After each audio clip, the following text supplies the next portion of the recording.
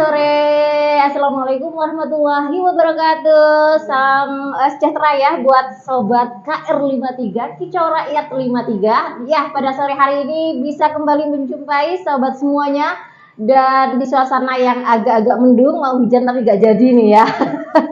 Ya, sobat KR53, kali ini kemarin ada ini ya, kita semuanya memperingati momen Hari Sumpah Pemuda ya, tepatnya di tanggal 28 Oktober 2024. Nah, kali ini ya di hari Senin 29 Oktober kita akan mengupas atau kita membahas ya, obrolan masih seputar Hari Sumpah Pemuda. Tapi Ana tidak sendiri kali ini, ada dua rekan kita yang sudah hadir yang siap sharing pengalamannya, sharing informasinya, dan kita belajar bareng lah ya di sini di KR53. Di sebelah kanan saya ada Mbak Yesi Aprilia. Nah, Mbak Yesi ini halo Mbak Yesi, adalah Ketua Umum PIK, Pusat Informasi Konseling Mahasiswa ya, yang ada di Unibdu di Peterongan. Dan juga ini ya, gabung di Insan Genre ya, yang ada di Kabupaten Jombang. Nanti seperti apa sih kegiatannya, nanti kita akan tanya lebih lanjut. Dan di sebelah kanannya lagi ada Mas Ceceski. Ini masih ada kaitannya dengan Tamara Besenski ya.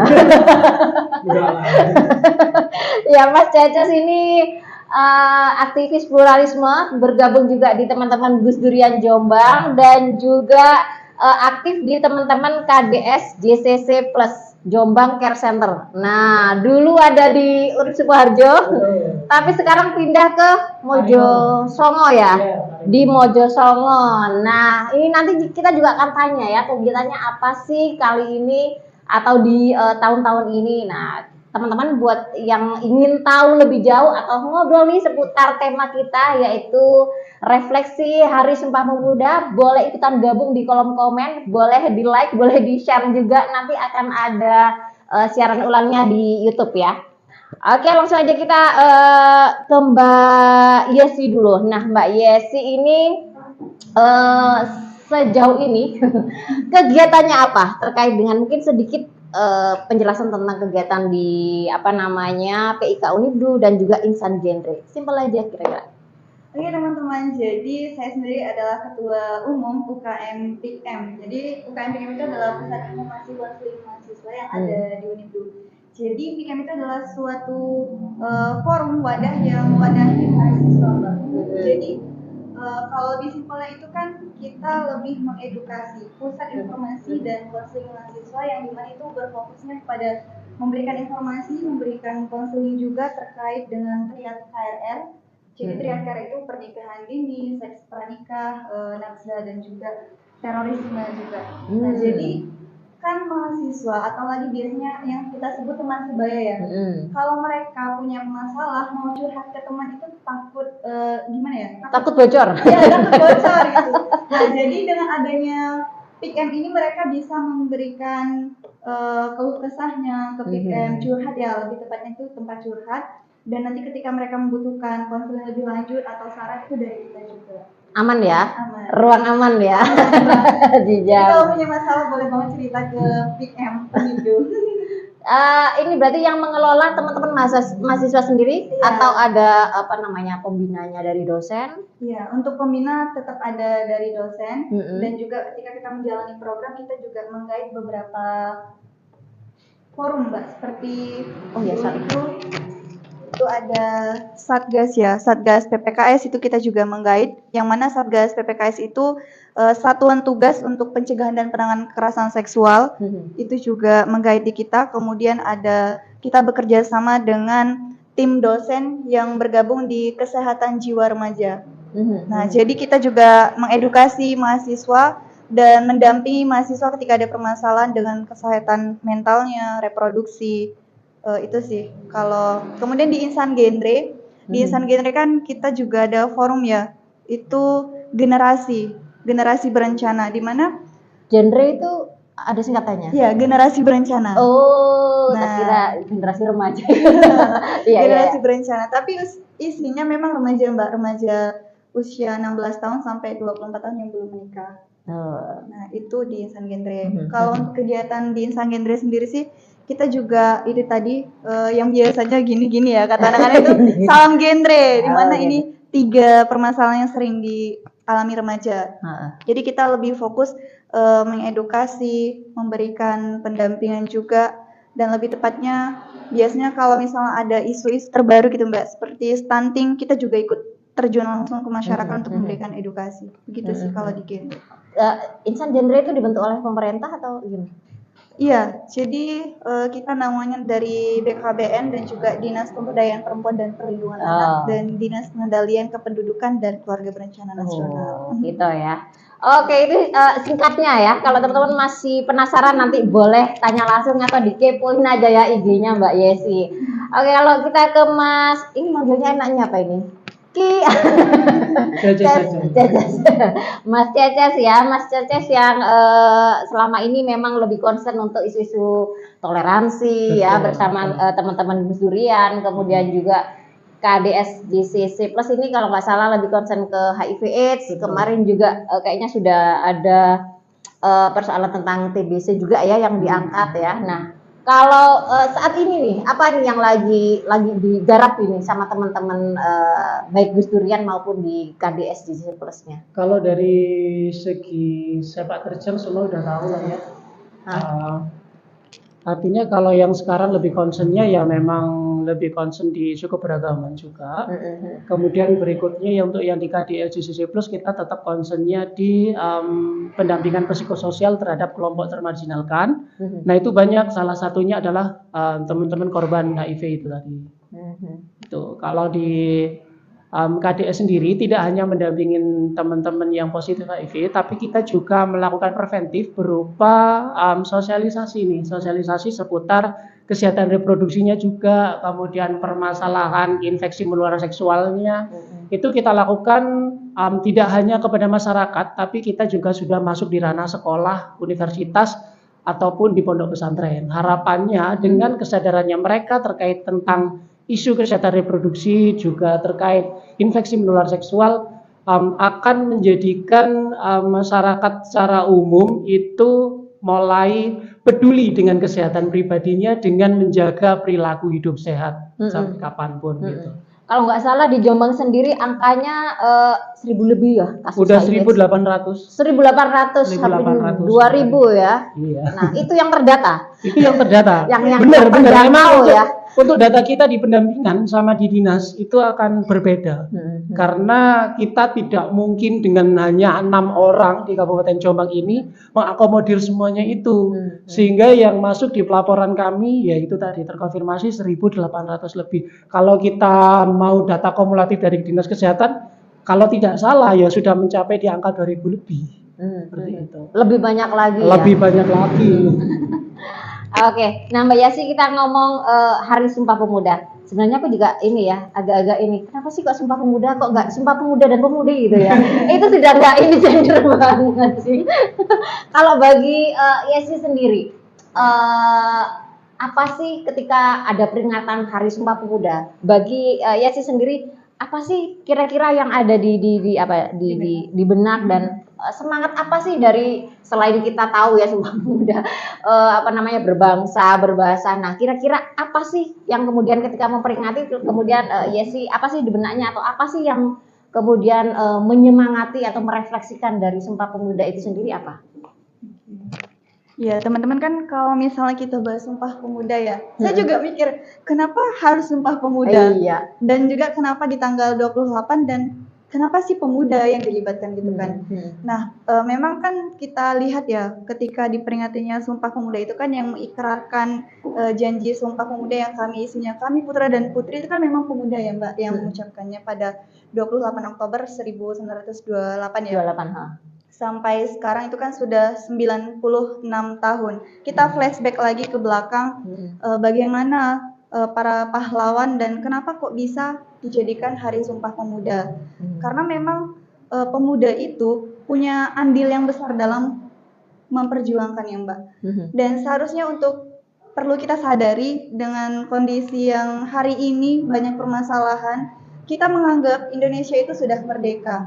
Padahal khususnya di lingkungan remaja ya Mbak, itu justru sebenarnya masih banyak peperangan. Karena apa peperangannya? Yaitu di gadget sih. Kalau menurut Peperangannya saya, bentuk lain ya. ya, jadi sudah gak lagi tembak-tembakan. Iya, sudah nggak ada lagi yang dalam bentuk fisik seperti kayak biasanya kan dulu perjuangan para pahlawan itu sampai menggunakan senjata-senjata ya, bambu runcing. Nah, kalau sekarang itu sudah nggak dalam bentuk yang seperti itu, tapi banyak dari kita sendiri tuh nggak menyadari. Mungkin dari saya sendiri juga seperti itu ya.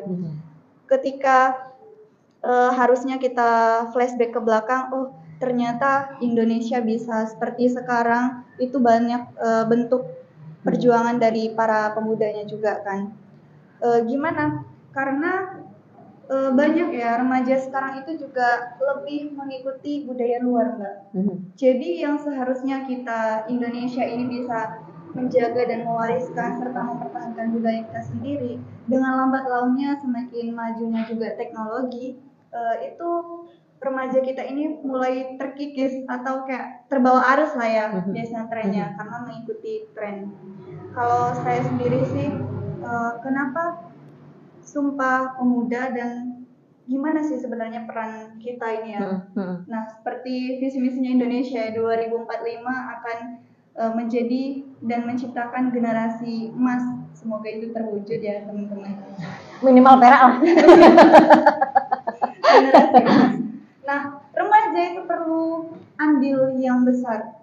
Mulai dari gimana sih peran remaja sebenarnya dalam mempertahankan persatuan dan kesatuan, apalagi Indonesia yang banyak suku, ragam dan budayanya, dan juga seperti kondisi saat ini itu remaja itu banyak permasalahan Mbak di lingkungan remaja, terutama apa itu di pergaulan bebas. Nah, dengan banyaknya kasus pergaulan bebas itu kan remaja nggak menyadari ketika mereka melakukan itu akan berdampak jangka panjang ya ke depannya. Misalnya nih, supaya lebih mudah dicerna nih, contohnya nih. Contohnya yang sekarang nggak jauh itu adalah teman-teman anemia remaja. Kemudian yang berakibat ke stunting. Kemudian dari pergaulan bebas menyebabkan apa? Pernikahan dini, apalagi di Jombang. Terakhir saya baca datanya itu sekitar 391 ya Mbak, kalau nggak salah. Kasus pernikahan dini. Ya, pernikahan dini. Jadi remaja itu meminta surat dispensasi. Iya, dispensasi untuk dispensasi nikah. Iya, dispensasi nikah itu kan cukup miris ya, walaupun kadang di era-era yang sekarang ini banyaklah isu-isu yang pengen nikah juga gitu di usia muda. Tapi juga perlu diperhatikan ya teman-teman, karena akibat pergaulan itu tadi. Kalau menurut saya itu sih Mbak, perlu diperhatikan untuk di pergaulan lagi buat teman-teman remaja. Dan juga jangan terlena dengan gadgetnya. Karena apa Mbak? Di lingkungan pendidikan sendiri, teman-teman yang terlena dengan gadgetnya itu sehingga sudah gimana ya, untuk mungkin mencerna materi di perkuliahan ya. Kalau saya di perkuliahan, bahkan ketika perkuliahan pun yang waktunya kita harus berkuliah, tapi mereka malah mainnya gadget, game. Kadang pun, nah dari dampak game juga buat anak muda itu ke lingkungan sosial di khusus keluarga itu Mbak. Kadang ada keluarga yang datang nih ke rumah, tapi pada asik main game sampai orang tuanya, ayo ini ada keluarganya, stopkan dulu gamenya. Tapi jawabannya pemuda itu apa Mbak? Nanggung. Nanggung. Jadi kalau menurut saya, ayo buat teman-teman remaja yang masih berjiwa muda, bahkan orang tua pun yang jiwanya masih muda yang lebih banyak ya Mbak, bersemangat. Itu ayolah kita peka untuk kedepannya. Oke, Mbak Yesi. Jadi itu ya teman-teman, ada banyak persoalan remaja.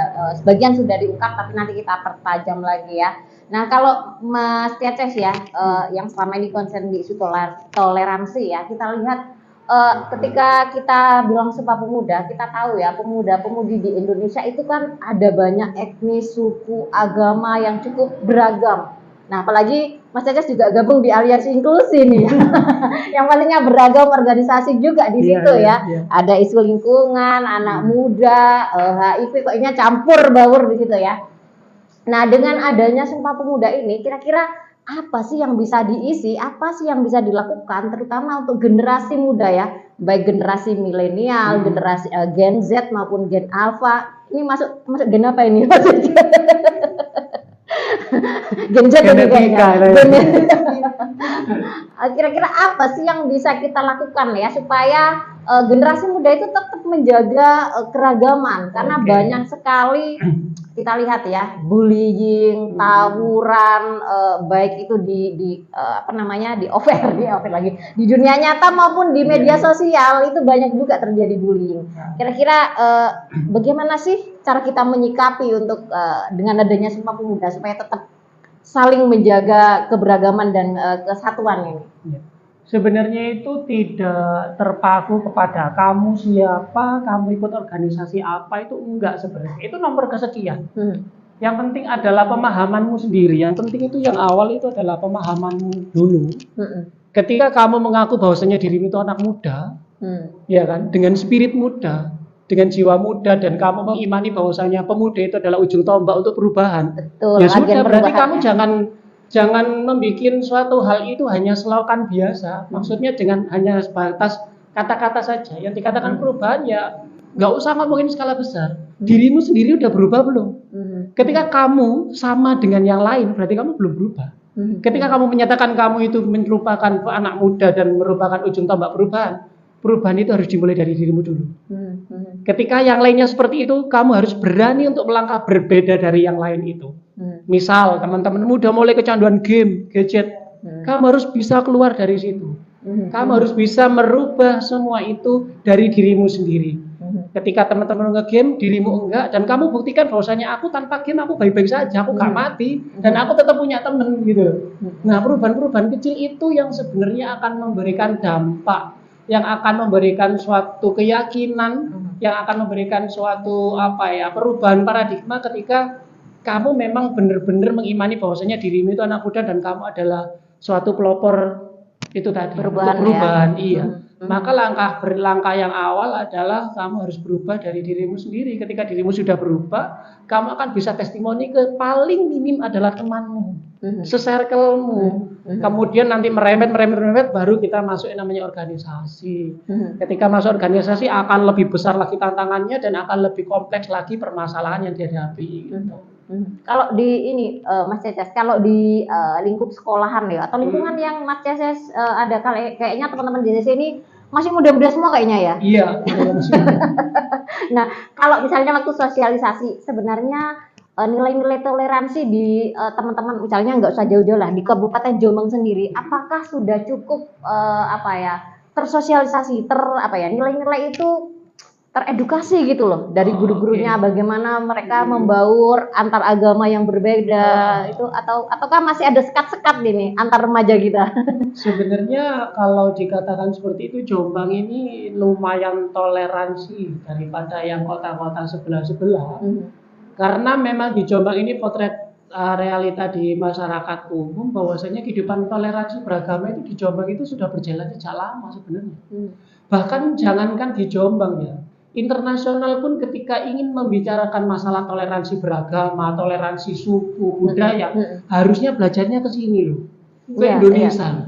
Karena apa? Tidak ada di dunia ini yang seperti Indonesia, sekian ribu pulau, kemudian bersuku-suku, berbahasa-bahasa, tapi mereka tetap sampai sekarang bahasanya tetap satu Indonesia, bahasanya dipakai. Mereka tetap mengibarkan bendera merah putih bersama-sama. Nah, ini suatu potret yang membanggakan untuk Indonesia menjadi mercusuar dunia bahwasanya kalau kita belajar toleransi sebenarnya Indonesia ini menjadi pelopor sebenarnya dari abad jadi etalase ya. Iya, itu kalau kita ngomongin setelah merdeka ya. Sebelum merdeka masa kerajaan pun kita sudah dididik untuk ayo kita bertoleransi, ayo kita bersama. Karena lahirnya Sumpah Pemuda 1928 itu pun Indonesia belum merdeka jauh sekali ya kan. Nah itu pun dari nenek moyang kita sudah mengajarkan bahwa saya yang dulu historisnya, sejarahnya Jombang itu ikut Majapahit yang notabene adalah Hindu Buddha, bisa sekarang pure Muslim mayoritas loh, itu kan dari toleransi yang amat sangat luar biasa loh. Ketika Majapahit didudukin oleh raja yang notabene adalah Hindu Buddha, kemudian bisa ngepek mantu, cara kasare ya, ngepek mantu dari Muslim itu ujung tombak untuk memperluas dan mempermudah mensiarkan agama Islam. Loh, legowo nih. Baik sahabat KR53, balik lagi ya, tadi ada iklan, jadi kita sambung lagi ya obrolan kita tentang refleksi Hari Sumpah Pemuda. Tadi Mas Cece sudah sharing ya, dan juga menyampaikan opininya tentang bagaimana situasi toleransi di Jombang saat ini. Nah, kita kembali lagi ke Mbak Yesi nih. Nah, salah satu dari Sumpah Pemuda itu kan selain berbangsa, bertanah air, kemudian berbahasa ya. Nah, kita lihat berbahasa satu bahasa Indonesia, kita lihat anak-anak zaman now ini kayaknya bahasanya sudah mulai banyak yang campur-campur ya. Campur Inggris, campur Korea, campur apa. Nah, kalau Yesi sendiri bagaimana nih melihat para remaja atau anak muda ini dalam menggunakan bahasa Indonesia ini misalnya? Kalau ditanyain bahasa ya Mbak, jujur kayaknya saya adalah salah satu generasi yang nggak terlalu mengikuti. Iya, kadang sampai dibilang teman-teman kudet ya Mbak. Ini istilah apa? Ini istilah apa gitu? Karena saya sendiri mungkin kalau untuk mengikuti itu jauh ketinggalan sama teman-teman gitu ya Mbak. Tapi kita balik lagi ya, seperti yang disampaikan oleh Mas Yesus tadi. Kalau nggak diri kita sendiri keluar dari zona tersebut, maka kita akan terbawa arus. Jadi kalau saya pribadi sih, itu tetap menggunakan bahasa Indonesia ya. Bahkan ya kalau teman-teman lihat, bahkan orang luar negeri itu sebenarnya pengen Mbak belajar bahasa Indonesia. Iya, banyak sekali yang bisa ya pakai bahasa Indonesia. Iya, bahkan kalau di kampus-kampus luar negeri itu ada prodi yang mempelajari bahasa Indonesia. Nah, di luar negeri ya.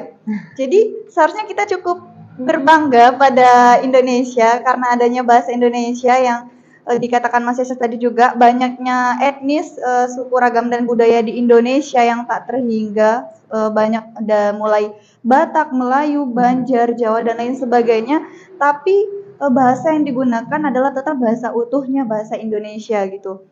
Dan ketika kita bahasa Indonesia, karena kalau saya sendiri itu nggak terlalu mengikuti tadi ya Mbak. Kalau kamu melihat lingkungan sekitarmu tuh, ada banyak nggak teman-teman yang masih menggunakan bahasa gaul kayak gitu?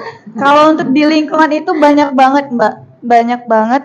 Bahkan kayaknya setiap hari itu selalu ada kosakata baru. Iya, update kosakata baru gitu, progres baru. Terus kadang saya sampai tanya, sebenarnya kalian dapat istilah bahasa itu tuh dari mana sih? Ya kita juga nggak tahu sebenarnya dapat dari mana. Tiba-tiba sudah ada yang mengucapkan dan semuanya ikut gitu. Apa ya biasanya yang sering disebut sama teman-teman itu? Overthinking itu bahasanya OTW. Ya, OTW kan harusnya on the way jadi berubah. OTW sudah lama. Ini Mbak apa ya? Biasanya teman-teman itu karena saya juga nggak terlalu bisa bahasa Jawa ya Mbak. Jadi teman-teman juga kadang bahasa Jawa itu sudah utuh bahasa Jawa tapi diubah bahasanya itu. Nah itu juga menurut saya teman-teman itu karena terbawanya semakin berkembangnya teknologi juga ya Mbak. Jadi mereka mendapatkan kosakata dari teknologi tersebut dan mereka menerapkannya di kehidupannya, mengimplementasikannya sehari-hari. Seharusnya kita sebagai pemuda Indonesia itu cukup memfilter. Kita berbangga dengan bahasa Indonesia, kemudian kita melestarikan dan mewariskan.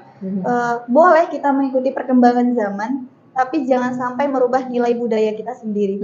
Kalau dari saya sih itu. Ya, kalau tadi beberapa kali ya sih bilang ada perkembangan dunia digital, internet yang semakin pesat ya. Kayaknya ini enggak hanya kalau dulu mungkin SMA anak kuliah ya megang HP gitu diskusi menggunakan medsos, tapi sekarang kayaknya anak TK itu sudah bisa deh TikTokan gitu ya. Belum TK sudah bisa ya. Nah itu kan artinya ada banyak pengaruh yang bisa masuk ya. Apalagi orang tua biasanya membiarkan anaknya supaya nggak ganggu, supaya cek meneng kayak HP ditinggal tanpa membantu menemani memfilter apa yang dia lihat, apa yang dia tonton, edukasi apa yang dia dapatin gitu lah. Kalau Yesi sendiri melihat tantangan untuk para pemuda-pemudi Indonesia ini untuk kedepannya bagaimana mereka bisa lebih kritis, lebih bijak, lebih cerdas menggunakan media sosial ini, apa yang seharusnya para remaja ini dilakukan ya untuk tantangan ke depan? Oke, kalau berbicara tantangan ya Mbak, tentunya semakin ke depan itu pasti semakin banyak rintangan dan tantangan. Tapi kita balik lagi, Indonesia pada tahun 2045 ingin mencapai generasi emas, seharusnya kita kembali lagi ke diri kita sendiri untuk gimana caranya kita tidak mengikuti arus tersebut dan kita bisa menularkan virus baiknya. Nah, yang disampaikan tadi benar Mbak, bahkan gadget ya, digital itu anak yang baru mungkin belum sampai 1 tahun usianya itu sudah dikasih HP. Kadang misalnya anak nangis didengarin YouTube gitu, dilihatin YouTube.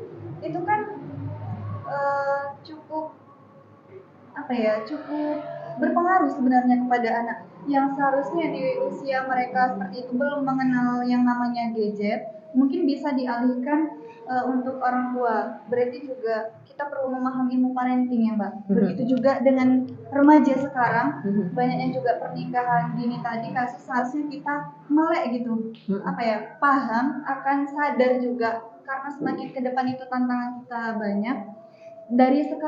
Mulai dari sekarang itu kita coba memfilter bagaimana kita menggunakan media sosial yang baik dan bijak. Kemudian bagaimana kita tidak terjerumus dengan zona digital tadi ya.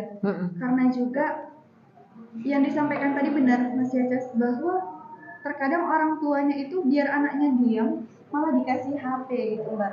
Nah sebenarnya juga kalau dampak dari sisi kesehatannya ya Mbak, kalau saya kan kebetulan anak kesehatan, itu sebenarnya berpengaruh pada psikologisnya anak. Benar.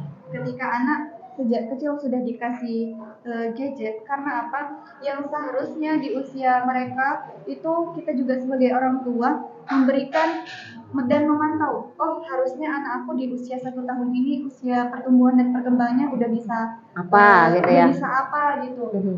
Kemudian gimana caranya ketika mengalihkan anak yang nangis atau tantrum ya biasanya sekarang istilahnya tantrum, itu tidak dikasih semerta-merta gadget. Ketika anak nangis gadget, bahkan ketika anak pun lagi makan itu disuguhi dengan gadget Mbak. Sambil makan sambil lihat gadget ya. Dan juga itu bisa berpengaruh, komunikasi anak juga berpengaruh. Kemudian dari lingkungan sosialnya juga berpengaruh. Dan anak kayaknya jadi malas bergaul. Betul, jadi isos Mbak, jadi mudah emosi kayaknya. Betul. Ya. Kalau terlalu lama dia melihat gadget. Itu menjadi tantangan bagi remaja, apalagi nanti mungkin sekarang kan sudah masuk di 5.0 ya Mbak. Mungkin nanti yang kedepannya nggak tahu ini. Bahkan sekarang robot pun juga sudah bisa kan, maksudnya alih fungsi manusia itu sudah banyak digantikan oleh robot karena semakin berkembangnya teknologi. Iya. Jadi itu peran remaja mulai sekarang bijak-bijak menggunakan sosial media, memfilter kebutuhan sesuai secukupnya, karena juga di sosial media, bahkan sosial media sekarang kita belum mengklik atau mengetik ya Mbak di kolom pencarian itu sudah muncul ya, sudah tahu gitu. Ini kebutuhannya. Kayak misalnya di Shopee atau di Google ya. Kita mau baru di hati kita nih kayak nggak tahu ya, mungkin apakah Mbak dan Mas juga menyadari, tapi kalau saya sendiri kayak saya belum mau cari, maksudnya belum mengetik kata-kata tersebut itu sudah muncul gitu.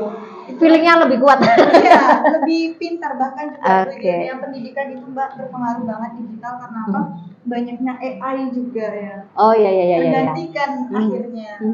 Banyak juga ini mahasiswa yang ngerjakan tugasnya jadi lewat ChatGPT. Langsung jadi ya. Jadi semakin ini malas berliterasi, membaca ya, karena sudah ada yang instan. Kenapa susah-susah? Kalau dulu kan masih paling tanya Mbak Google ya. Zaman-zaman dulu paling tanya Mbak Google. Sekarang sudah Mbak AI. Biasanya ganti nanti, bukan menciptakan generasi emas, tapi generasi instan. Betul. Kita baca buku dulu gitu kan buat cari referensi, tapi sekarang enggak, sudah tergantikan semua. Nah kalau dari Mas Ceces ya, seperti kita ketahui ya, perkembangan teknologi dan misalnya dunia digital itu kita tidak akan bisa melawan, menutup atau membatasi karena dia akan terus berjalan. Tinggal bagaimana para generasi muda ini bisa mengambil sisi positif atau negatifnya. Kan itu kan seperti dua mata pisau yang ada positif dan negatifnya. Kalau kita salah ya kita akan terpelosok dan itu kan seperti hutan rimba gitu ya di dunia maya, di dunia digital. Ketika kita pandai mengambil ya kita bisa banyak juga informasi positif yang kita bisa pelajari di situ. Tapi ketika salah, seperti yang Yesi bilang, kita bisa terjerumus masuk ke arus gitu ya. Jadi semakin terpelosok gitu ya. Nah kalau dari Cece sendiri, apa sih yang bisa dilakukan ya untuk generasi muda supaya mereka lebih bijak, lebih cerdas gitu ya dalam memanfaatkan media sosial dan dunia digital? Sebenarnya kalau kita kembali ke tema Sumpah Pemuda ya, harusnya itu kita bisa merefleksikan media bahwasannya dulu perumus-perumus Sumpah Pemuda itu beliau saat itu masih muda-muda usianya. Sekarang bayangkanlah kamu, ketika zaman dahulu itu kita jangankan ngomong HP, listrik ya belum ada. Tetapi sebegitu hebatnya beliau bisa menyebarkan virus-virus kebaikan perjuangan itu tanpa semuanya itu sampai Indonesia bisa merdeka. Itu suatu hal yang luar biasa, padahal belum ada gadget. Sekarang didukung dengan teknologi yang canggih, tinggal klik langsung kamu bisa kemana-mana. Harusnya kalian yang mengaku anak muda, izin saja nih. Harusnya lebih bisa mengeksplor diri, harusnya bisa lebih berkreativitas karena anak muda itu masa-masa yang terus berkarya dan ingin mencoba. Maka manfaatkanlah metode pembelajaran yang semakin praktis, semakin modern ini dengan nilai-nilai kebaikan itu. Mbok yo nggak konten itu yang sekali meskipun dalam 1 bulan atau seumur hidupmu itu yang bermanfaat untuk yang lain gitu loh ya kan? Kalau ngisi TikTok ya jangan joget-joget lah, sekali promo orkestro gitu kalau ya. kita bilang tarian Indonesia diadop Malaysia bengok-bengok, NKRI harga mati sing piye wong awakmu dikongkon narienmu. Iya kan? Itu enggak sungguh ya, protes tapi enggak sungguh. Hal sepele tapi itulah kebocoran-kebocoran atau bocor alus yang kalau tidak ditangani maka akan benar-benar kecolongan. Bahwasanya yang Indonesia itu dinilai oleh luar negeri itu wawan, ini Indonesia ini gak bisa digempur karena persatuannya. Kalau kita bobrok dengan dijajah mereka melalui media sosialnya, itu yang paling bahaya. Malahan perang di situ, perang digital itu lebih bahaya. Bioteknologi itu akan semakin merajalela dan semakin mengancam peradaban dunia ke depan daripada zaman dahulu yang lan-lanan nih bacok-bacokan saiki menang kalah udah terlihat gitu kan. Nah itu akan lebih cepat selesai daripada ya itu tadi kalau kita sekarang aku bilang ya ini eranya kita berperang ya saat ini perangnya melawan itu tadi. Apalagi mudah sekali ya sekarang kita lihat di media sosial itu berita-berita hoax sangat mudah. Sekali klik berapa juta orang yang melihat ya. Membuatnya klik gitu sebentar, tapi bagaimana impactnya sekian orang yang tidak semua orang mampu memfilter ya ini beritanya apakah akurat atau enggak gitu ya. Nah yang terakhir mungkin ya kira-kira harapan ke depan sebagai dari Yesi mungkin harapan ke depan ya untuk para generasi muda ya terutama yang ada di Kota Jombang. Sebentar lagi kan kita juga menjelang pilkada nih. Kira-kira harapan pemimpin ke depan apa sih yang perlu kita suarakan, Yesi suarakan dan teman-teman ya terkait dengan persoalan anak muda dan remaja. Kira-kira pemimpin yang seperti apa sih yang diharapkan oleh generasimu ya, generasi milenial, generasi Gen Z ini apa coba? Silakan. Kalau saya sendiri ya, balik lagi nih Mak. Kebetulan saya juga bukan asli orang Jombang ya, jadi saya nggak terlibat langsung dalam pilkada Kabupaten Jombang tahun ini. Tapi tetap kita mensupport dan juga memberikan pemahaman kepada Gen Z, yang mana mulai dari pemilu tahun kemarin ya presiden itu Mbak, semua suara itu hampir dipenuhi oleh generasi Z. Nah, jadi PR terbesar buat Gen Z ini perlu bagaimana kita melihat sosok pemimpin yang harusnya bisa membawa kita jauh lebih baik dari pemimpin sebelumnya. Itu yang perlu diperhatikan oleh Gen Z. Kalau harapan saya sendiri dengan adanya Gen Z, banyaknya Gen Z yang harusnya membawa perubahan juga ya Mbak. dan banyaknya Gen Z yang bisa mengikuti perubahan zaman, mengikuti perkembangan teknologi, itu harusnya memberikan dampak positif kepada pilkada tahun ini. Karena dengan apa? Melalui Gen Z itu sebenarnya kalau kita gali-gali pemahamannya, itu mereka mempunyai banyak pemahaman dan bakat yang terpendam seharusnya, Mbak. Harus ada pemimpin yang mampu mengeksplor ya. Karena Oke. kebanyakan kaum Gen Z ini kaum rebahan. Ya, kaum rebahan. Jadi Mager. Ya, kaum mager. Jadi kalau harapan saya sih buat Gen Z ini lebih banyak di keterlibatan Gen Z dalam Lebih aktif ya. suatu daerah, ya. Karena dengan pola pikir Gen Z juga akan menyeimbangkan dengan program-program yang dibutuhkan Gen Z dan yang diharapkan Gen Z untuk kedepannya. Oke, ya sih. Oke, yang terakhir ini Mas Ceces, kira-kira apa sih harapannya ya? Yang selama ini di sektor ini nih, di isu remaja ini yang selama ini benar-benar tidak dihiraukan oleh pemimpin kita. Simpel aja, silakan. Kalau dari aku sih sebenarnya semua itu simbiosis mutualisme harusnya bareng-bareng, yang artinya bupati nanti siapapun yang terpilih harapannya adalah bisa mengakomodir kebutuhan anak muda. Ibaratnya kamu bupati itu bapak atau makne, ya kan? Anak muda ini anak-anakmu loh. Iya. Maka dalam aksi daerah pun sebenarnya ya libatkan anak muda, takoni, jalukmu piye, karepmu apa gitu loh. Kalau memang bisa diakomodir bareng-bareng, kalau enggak ya dicarikan solusinya. Kemudian dari anak mudanya sendiri, ketika kamu menginginkan suatu perubahan, ya tak kembalikan lagi di awal tadi, kamu gelem gak diajak berubah. Ketika kamu mau diajak berubah, lakukan itu dari sekarang. Caranya gimana? Dengan rilisnya pilkada, maka mulai sekarang pelajari visi misi calon bupatimu, milio atas dasar visi misi beliau. Ketika kamu kontribusi dalam pemilihan itu, 5 menit kamu memilih, 5 tahun kalian merasakan manfaatnya, ya kan? Atau memanfaatkan kerjanya. Betul. Nah, dengan belajar visi misinya itu kalian nanti akan membantu menjadi CCTV publik nih. Nek misalnya dari visi misi salah satu paslon ini tidak direalisasikan, kalian berhak kok untuk bersuara. Biar ini loh visi misimu. Nah, itu adalah suatu cara ketika kalian ingin berubah dan menjadi pelaku untuk perubahan itu sendiri. Yang artinya kawal kebijakan pemerintah, karena kamu juga rakyat jomblo dan kamu bayar pajak loh. Iya kan? Punya hak untuk ikut mengawasi ya. Kontribusimu itu ada untuk wilayahmu gitu loh. Nah, nanti harapannya kamu dilibatkan dan kamu didengarkan. Ketika kamu menginginkan itu, ya lakukan itu dari sekarang. Gitu. Oke, terima kasih Mas Ceces. Baik, terima kasih